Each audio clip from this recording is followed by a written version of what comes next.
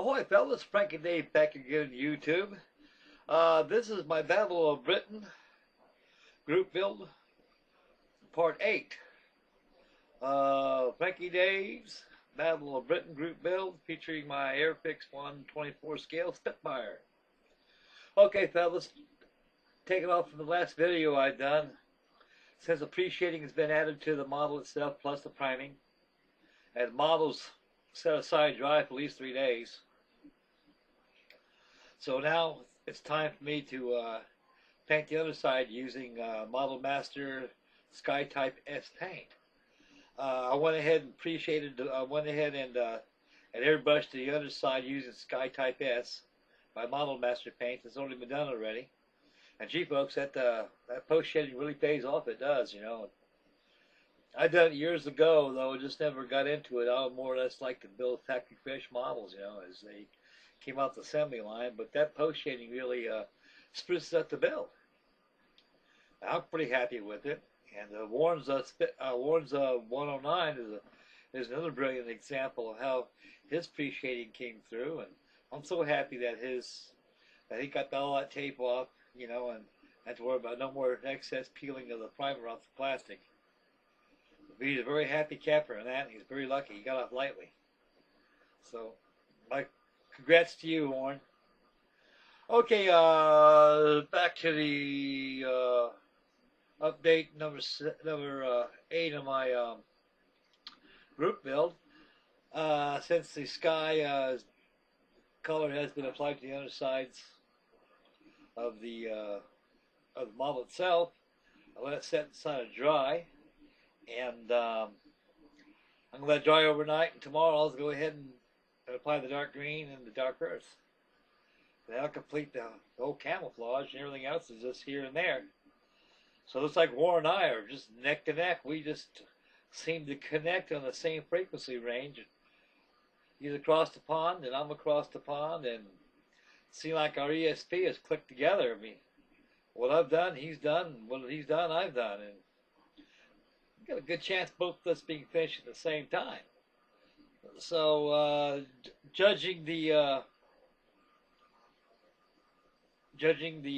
how long far I got on the build, I probably should have this thing done maybe by next week, and I can go ahead and start working on Little Jim Paracoccus, his group build of the 19th century German aces.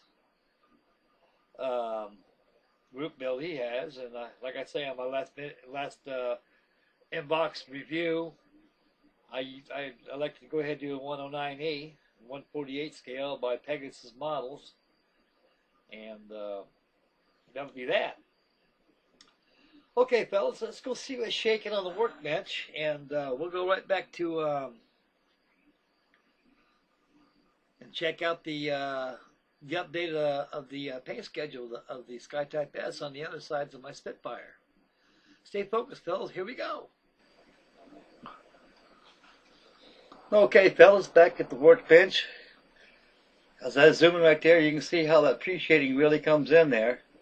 The key of using pre-shading is make sure you use as light as possible to preserve all of your detail that you pre-shaded. All that pre-shading does pay off, fellas, as you can see right there. All the excess lines have all been pre-shaded. They stand out in high relief.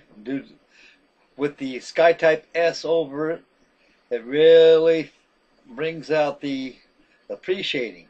That's the art of pre-shading, fellas.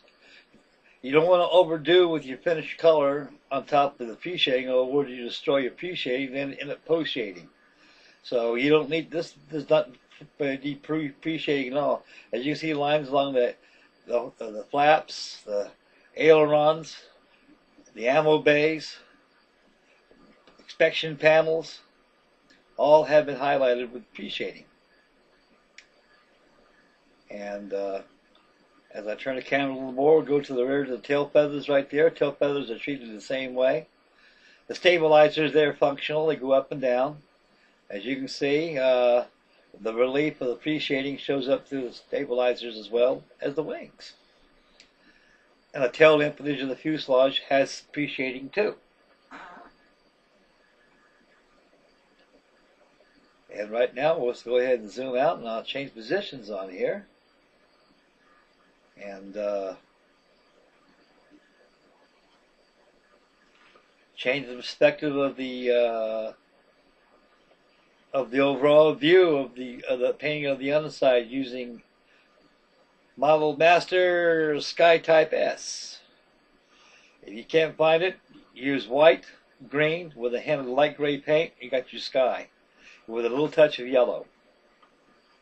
Here we go again with the tail feathers down, the nose up. You can see again the low relief of the panel lines that's been pre-shaded.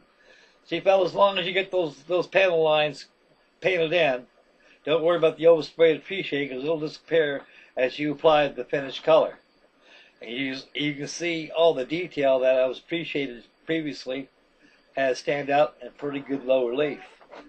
And once I apply the dark green and also the dark earth color, it'll fill the build of the build. Everything else is downhill, fellas. And we'll zoom out right now. And ready to switch over to the old webcam to finish up the video. There you go, fellas. A little walk around update on the painting of the underside of my Spitfire. As you can see, appreciating really pays off. So the key of appreciating is make quite certain that when you apply the color on top of the appreciating, you don't want to drown it out by adding more paint. Because the more paint you add to it, you destroy all the appreciating, all your work is lost.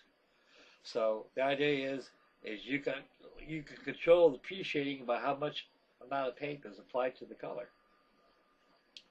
And the same thing's on the top side of it. If you lose a lot of your appreciating, you have to go back and post shade. So the idea is not to go ahead and post shade, pre-shade. It's all you need, and that'll do it. And that'll about do it right there, fellas. And so I'd like to thank everybody out there for tuning in, and thank you for all your comments. And number 9 will be up by tomorrow. I'll go ahead and apply the dark green and dark earth color.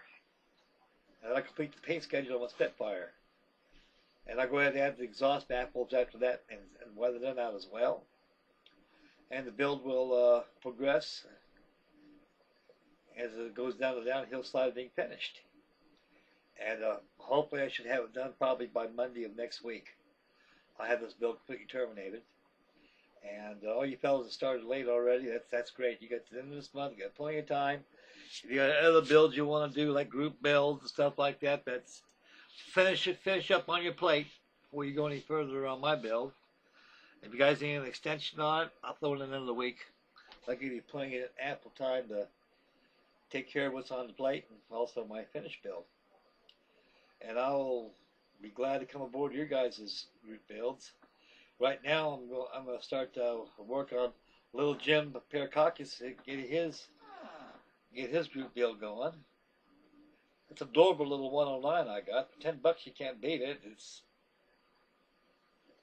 I don't know what I was getting to when I bought the kit, but for $10 I just could not resist it. So what I can see of the kit's a very highly detailed model. I mean, the recessed panel lines are excellent. So I'm going to have fun post shading on that. I hope Adolph Garland will approve. Pretty much he will. But anyway, fellas, that's about it on the update.